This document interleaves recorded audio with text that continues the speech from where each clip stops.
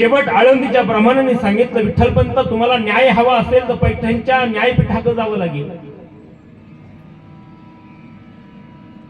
विठ्ठलपंत पैठणला जातात, पैठणच्या न्यायपीठासमोर उभे राहतात.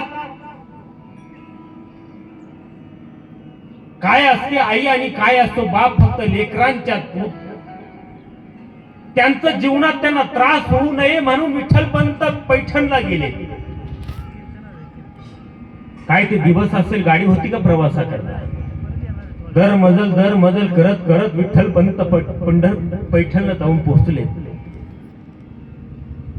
ब्राह्मणांची सभा भरलेली, न्याय बुद्धीचे आकलीचे तारे तोडतायत. विठ्ठलपंत हात जोडून उभे.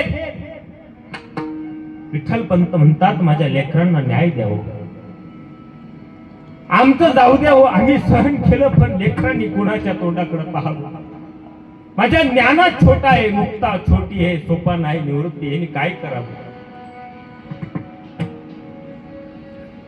त्यांना न्याय मिळाला पाहिजे, त्यांना शुद्धीपत्र मिळालं पाहिजे, त्यांच्या मुंजी झाल्या पाहिजे. हात जोडून उभे, ब्राह्मण आकलीचे तारे तोडतायत. एकाने आवाज दिला, मिळाला हो, मिळालं.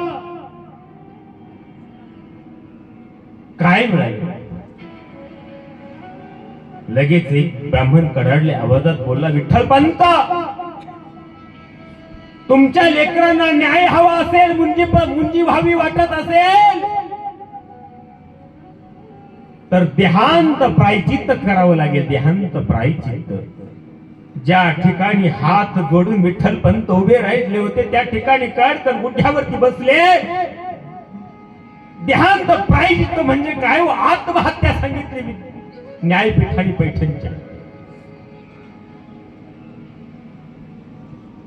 डोळे पुसले आणि विठ्ठलपंत म्हणतात, मंजूर आहे,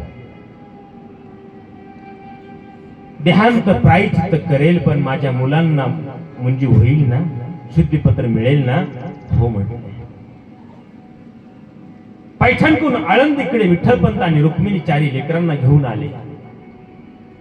आळंदीमध्ये सिद्धा बेटामध्ये झोपडीमध्ये पोहोचले. रात्रीची वेळ आहे. सर्व लेकरं झोपलेली आहे. मुक्ताईचं डोकं रुक्मिणीच्या मांडीवरती आहे. विठ्ठलपंत उठले आणि म्हणले, रुक्मिणी अगं चल, काळू की रात्र आहे, आपल्याला जावं लागेल. रुक्मिणी मुक्ताईच्या डोक्यावरून हात फिरवते.